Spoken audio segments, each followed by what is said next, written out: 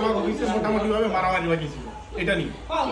আমি বলছি যে দেখেন ধর্মীয় দিক থেকে যদি বলেন তাহলে বিড়ি খাওয়া তো দুজনের জন্য হারাম, ছেলের জন্য হারাম, মেয়ের জন্য হারাম, তাই না? যদি স্বাস্থ্যগত দিক বলেন, পরিবেশের কথা বলেন, দুইজনের পেয়ে যেত এবং মেয়েটা খাচ্ছে গোপনে, সেটা আপনি ওপেন করতে পাশের ছেলেটাকে তো বাধা দিচ্ছে। অনেকেই ছেলেটা যে ভিডিও করছে এটাই হচ্ছে এখন এখন মানে ভাইরাল কারণ সময় নাই, তবে আমি ভিডিও করবো তোমার এখানে বলে তুমি ভিডিও করবো, তুমি করবে এগুলো নিয়ে আসলে আমরাই মাথা আমাদের কেউ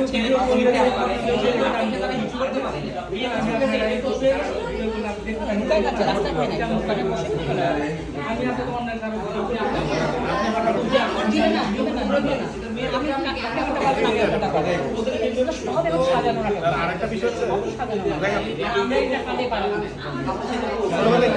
মুরব্বীরা বিড়ি খেতে পারে, ওই ছোট না খাইলে ধর মুরব্বীদের একটা চলছে, ছোটরা থাকে আপনার বন্ধ করতে কিন্তু মুরব্বীটা যদি বন্ধ করতেন এরপর থেকে আরো না। আমরা কি করি যে মেয়েদেরটা খালি বন্ধ করবো, ছেলে পুরুষ দুইটা বন্ধ করলেই বন্ধ হবে।